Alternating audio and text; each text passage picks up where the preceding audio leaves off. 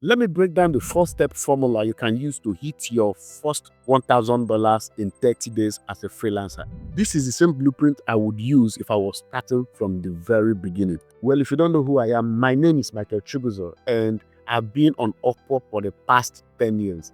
I have a 100% job success rate, and if you know what that means, that is a whole lot of achievement for a freelancer. And I've made over $70,000 on that platform, lifetime earnings. So I know what I'm talking about. So listen to me if you want to hit $1,000 in 30 days online as a freelancer. So the first thing we need to do is to understand that AI has changed the playing ground. Everything is no longer the way they used to be. So you cannot rely on Upwork or Fiverr and hoping to land that high-paying gig. It doesn't work that way again. The saturation is beyond what you can control. The only thing you can do right now is to look within you. And the opportunities you have always been with you, but you have always been chasing clouds. So this is your wake-up call to really look within you and start getting those clients and making such amount of money. The first step to hitting $1,000 in 30 days is to audit your skill stack. What skill are you bringing to the table?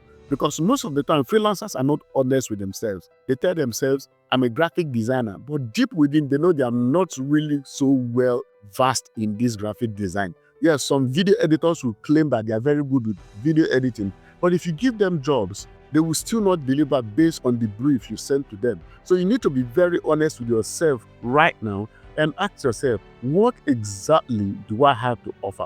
Am I really good as a freelance writer? Can I create content that really engages people? Can I really tell stories when editing my videos? Because if you're not honest with yourself, then you're going to have a lot of issues with clients. But once you know that you're very good, apart from the skill that you are bringing to the table, which might be video editing, graphics, freelance writing, apart from that skill, what about other skills that you can stack on top of that main skill, like effective communication, marketing, knowing how to close when clients contact you? All those ones are equally as important because the skill itself is limited. If you have the skill, but you don't have the marketing prowess to really reach out to the right people, what is your gain? You're going to be broke. You're going to struggle to land the right client. And the second step is for you to define your ICP. ICP simply stands for your ideal customer profile. Don't make the mistake of assuming that I'm trying to reach business owners in New York.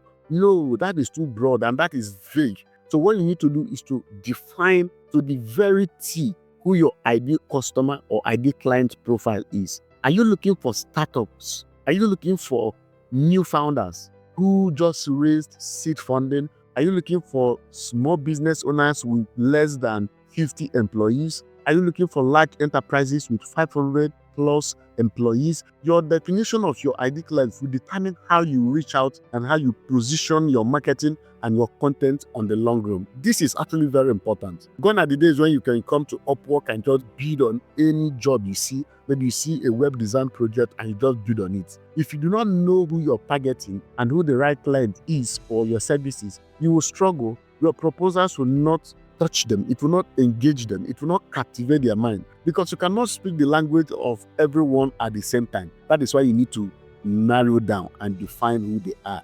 Do that before you go to the next stage. And that stage 3 is to understand what the ideal clients want. The truth is that clients are not really looking for articles. They're not looking for videos. They're not looking for sales copy for their sales page. What they are looking for is a transformation. What I mean by transformation is this.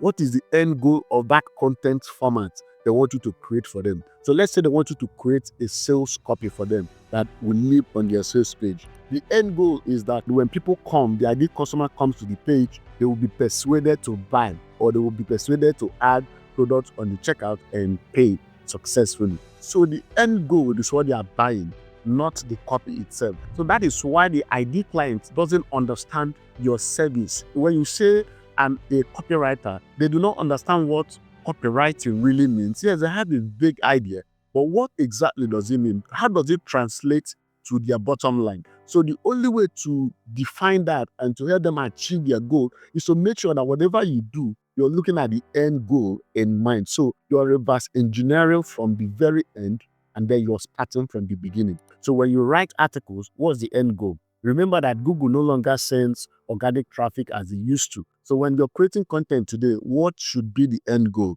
When you're making a video, when you're editing a video for social media, what is the end goal? What the client cares about is engagement. Do people watch? Do people engage? Do people come back? If your video edits can help them achieve this, then you have hit a jackpot, because that client will likely retain you for a longer period of time. So this is very important. Stop selling your services, sell the transformation, sell the end goal, and you will never run short of clients again.